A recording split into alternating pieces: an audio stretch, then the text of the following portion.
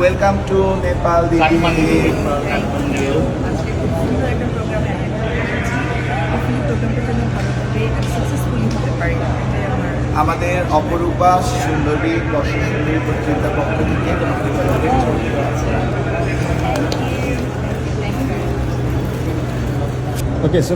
এবার সুন্দরী প্রতিযোগিতায় অংশগ্রহণ করতে নেপাল গেলেন চিত্রনায়িকা অপু বিশ্বাস।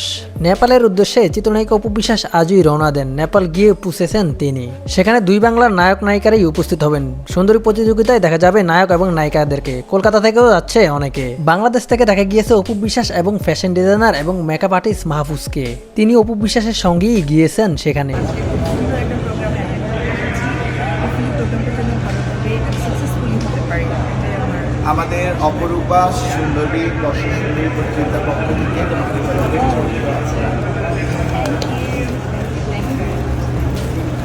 অনুষ্ঠানটি শুরু হবে আগামীকাল। একদিন আগেই নেপাল গিয়ে পৌঁছেছেন চিত্রনায়িকা অপু বিশ্বাস।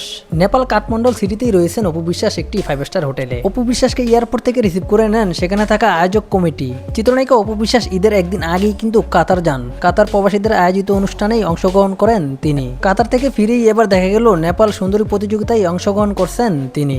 ইদানিং চিত্রনায়িকা অপু বিশ্বাসকে দেশের বাইরেই বিভিন্ন শোতেই অংশগ্রহণ করতে দেখা যাচ্ছে। আগে দেশের ভিতরে বিভিন্ন জায়গায় অপু বিশ্বাসকে শোরুম উদ্বোধন করতেই দেখা যেত। বর্তমানে কিছুটা কমেছে সেই উদ্বোধনী অনুষ্ঠানে যাওয়াটা।